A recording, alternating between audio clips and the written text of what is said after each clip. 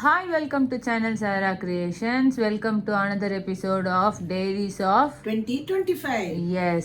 So இந்த 2025ல இது வரைக்கும் உள்ள எல்லா டாபிக்ஸும் உங்களுக்கு வந்து கொஞ்சம் ரிலேட்டபிளாக இருந்திருக்கும்னு நினைக்கிறேன். இன்றைக்கான டாபிக் வந்து it's very sensitive topic across all age, across everybody. வந்து அது ஒரு நல்ல ஒரு பெரிய வைட்டல் ரோல் வந்து ப்ளே பண்ணும். அதை வாழவும் வைக்கும், நம்மளை அழிக்கவும் செய்யும் அது. ஸோ அது என்னது அப்படின்றது எங்கள் அம்மா வந்து சொல்லுவாங்க.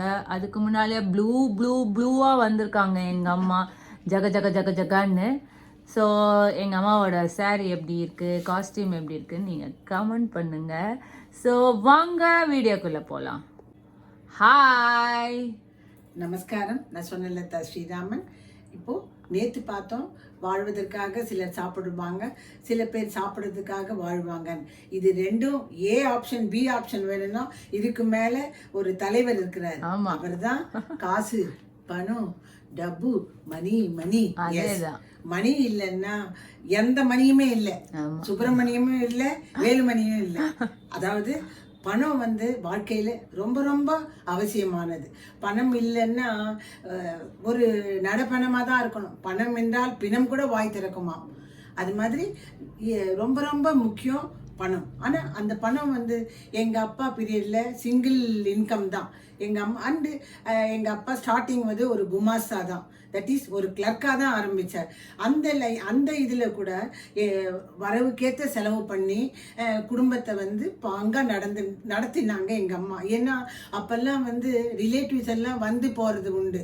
அதனால் வந்து என்ன ஒன்றுன்னா அப்போல்லாம் தயிர்காரன், பால்காரன், நெய்க்காரனை அரிசி போட்டுருவான். ஸோ இவங்க எல்லாம் வந்து வாரம் வேலைக்கிழமை வந்து அரிசி நெய்யும் கொடுத்துருவா, தயிரும் பாலும் வந்து கோடு போட்டு போவான் டெய்லி சவுத்தில். அப்போ மாதம் வந்து அப்போல்லாம் 1ஆம் தேதி தான் சம்பளம் வரும். அதில் வந்து எல்லாம் பட்டுவாடா பண்ணிடுவா. அதுக்கப்புறமா வந்து, அதாவது நான் எதுக்கு இது சொல்கிறேன்னா, பசின்றதே இருக்காது, எக்ஸ்ட்ரா செலவுக்குன்றது பைசா இருக்காது. இருந்தால் கூட ஒரு வேறு எந்த பேட் ஹேபிட்டும் இல்லாததுனால மாதம் ஒரு தடவை வந்து புவனேஸ்வரி தியேட்டரு இல்லைன்னா இந்த ராக்ஸி தியேட்டரில், இங்கே வீனஸ் 3 தியேட்டரில் எங்கள் அப்பா டாக்ஸியில் ஆக்ஷன் போவான் சினிமாவுக்கு. பஸ் எல்லாம் கிடையாது, அப்போல்லாம் ஆட்டோ கிடையாது, அம்பாசிடர் டாக்ஸி தான். அதில் தான் மோட்டார் சுந்தரம் பிள்ளை, சிவாஜி ஃபேன் எங்கள் அப்பா. அதனால் சினிமாக்கும் போயிருந்தோம். வேறு ரெக்ரியேஷன் கிடையாது, சினிமாக்கும் போவோம். சண்டேன்னா மார்னிங் வந்து டிஃபன் ஃப்ரம் பந்துலி கேஃபு. இது மாதிரி ஒரு சிஸ்டமாக இருந்தோம். கடன் வாங்க மாட்டேன் எங்கள் அப்பா. அதனால் என்னன்னா வரவுக்கேற்ற செலவு இருந்தது. எங்கள் அப்பா பார்த்து நாங்கள் வளர்ந்ததுனால எனக்கும் வந்து கடன் வாங்கிறது பிடிக்காது. நான் என்னோடய ஃப்ரெண்ட்ஸ் எல்லாம் இது பார்ப்பா, ஆஃபீஸ் ஃப்ரெண்ட்ஸ் எல்லாம் இருக்கா, நான் ஆஃபீஸ்ல எல்லாம் கடனால எதுவும் வாங்க மாட்டேன். ரெண்டாவது வந்து ஷூரிட்டி போட மாட்டேன். எல்லாம் எங்கள் அப்பா சொல்லி கொடுத்தது தான். பிஎஃப்ல அனாவசியமாக லோன் போட மாட்டேன். ஒரு மாதிரி எங்கள் அப்பாவே நான் ஃபாலோ பண்ணேன். இது வரைக்கும் ஒரு எபிசோட்லேயும் எங்கள் அப்பாவை நான் ரெஃபர் பண்ணாத எபிசோடே கிடையாதுன்னு சொல்லலாம். அந்த அளவுக்கு அது தாக்கம்னு சொல்ல மாட்டேன். என் வாழ்க்கையை வழி நடத்தினவர், நடத்தி கொண்டிருக்கிறவர் என்னுடைய தந்தை. அந்த அளவுக்கு I am proud to say that I am daughter of my father.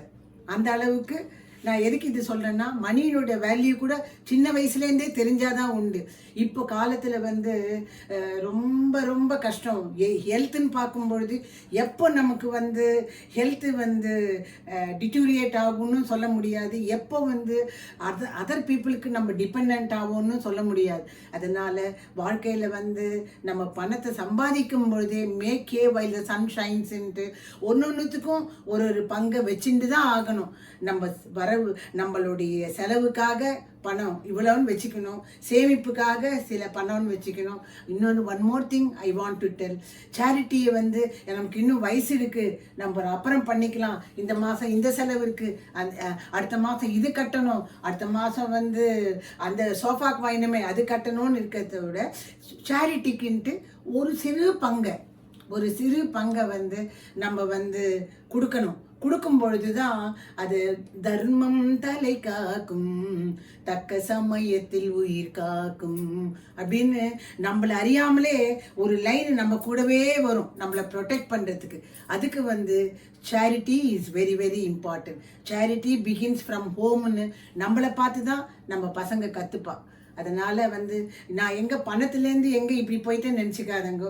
பணத்தை ஒழுங்கா சார்ட் போட்டு இதுக்கு இது பண்ணும் பொழுது ஓகே இத்தனை பர்சன்ட் நம்ம வந்து தானம் பண்ணணும், இத்தனை பர்சன்ட் பசங்க எஜுகேஷனுக்கு, இத்தனை பர்சன்ட் ரெக்ரியேஷனுக்கு, அதுவும் பேரலாக போகணும். ஏன்னா 40 வயசுல ஒரு சினிமா பார்க்குற டேஸ்ட் 60ல் வராது. சிம்பிளா சொன்னா பாஷாவை பார்க்கும் பொழுது எர்லியரா பார்க்கும்போது ஒரு வியூ இருந்தது, ரீசெண்டாக 2 months முன்னாடி பார்க்கும்போது பாஷா வேற மாதிரி தெரிஞ்சுது.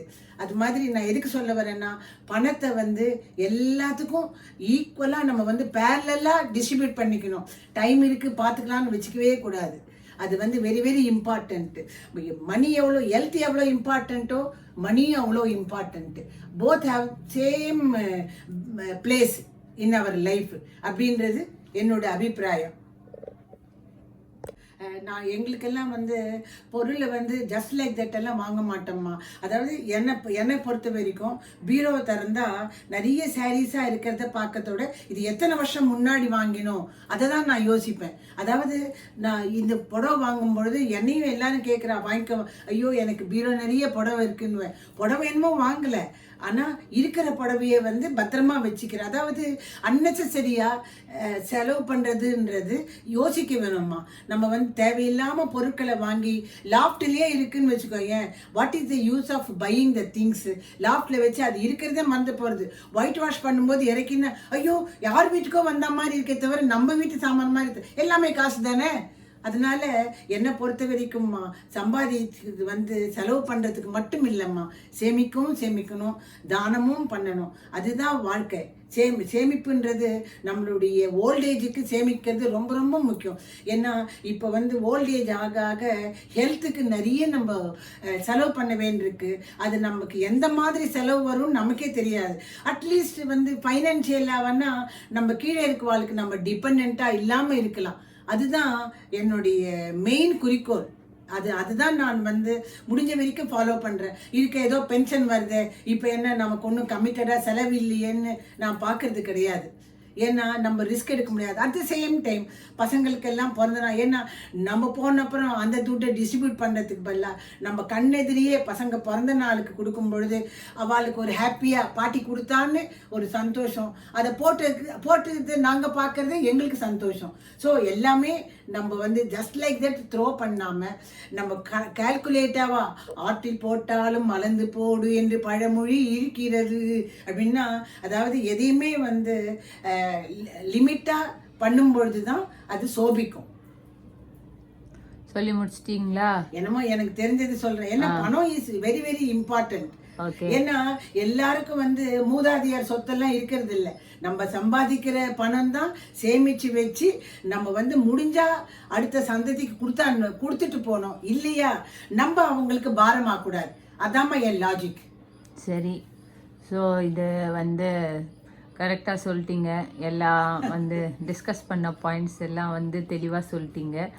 கண்டிப்பாக இந்த மெசேஜ் வந்து மணியை பொறுத்த வரைக்கும் எங்கள் ஜென்ரேஷனோடைய ஒரு ஏக்கமாகவே இருந்தது. உங்களுக்கும் கண்டிப்பாக அஃப்கோர்ஸ் இருக்கும். எங்கள் ஜென்ரேஷனில் மோஸ்ட்லி ஒரு 60% ஆஃப் த பேரண்ட்ஸ் வந்து 2 பேர் ஒர்க் பண்ண பேரண்ட்ஸாக தான் இருந்திருப்பாங்க. 50 to 60% அவங்களுக்குமே வந்து கண்டிப்பாக மணி சேலஞ்சஸ் வந்து இருக்க தான் செஞ்சுது. பட்டு இந்த ஐடி வந்ததுக்கு அப்புறம் மணியோட வேல்யூ வந்து நல்லா கம்மி ஆயிடுச்சு. ஸோ எல்லாமே அஃபோர்டபிலிட்டி வந்து வந்துருச்சு. இப்போ முன்னாடிலாம் நம்ம நல்லி சில்ஸ் எல்லாம் போயிட்டு ஒரு டிசைன் பார்ப்போம், போச்சம்பள்ளின்னு வச்சுக்கோயேன், அது இங்கே 200 ரூபாய் கூட வருது. ஸோ அஃபோர்டபிலிட்டி எப்படி இருக்கும், யூஸ் அண்ட் த்ரோ. ஸோ அதே மாதிரி சர்ப்ளஸாக வந்து எக்ஸஸாக வாங்கிறது, தேவையில்லாமல் டெக்கரேஷனுக்கு வாங்குறது. ஸோ நீ சொல்கிற மாதிரி தேவையில்லாததை வந்து நம்ம அடுக்கி வச்சு நம்ம காசை வந்து வேஸ்ட் பண்ண வேண்டாம்.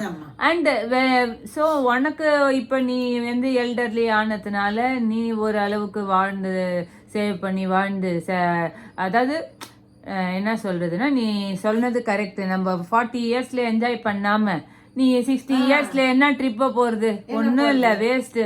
வெறும் வந்து கால் வலியோடையும் வயிற்று வலியோடையும் தான் போகணும். நம்ம அதுக்குன்னு ஒரு பர்சன்டேஜ் என்டர்டெயின்மெண்ட்டுன்னு ஒரு பர்சன்டேஜ் வச்சு போகிறது கரெக்டு. ஸோ இப்போ நீ இதை ஃபர்ஸ்ட் டேக்கு சொல்லிட்ட. செகண்ட் டேக்கு இவ்வளோ தெரிஞ்ச நீ 2025ல என்ன ஒரு ரெசல்யூஷன் எடுத்த, அதானே இம்பார்ட்டன்ட் டேக்கு. அதை நாளைக்கு பார்க்கலாம். பாய்.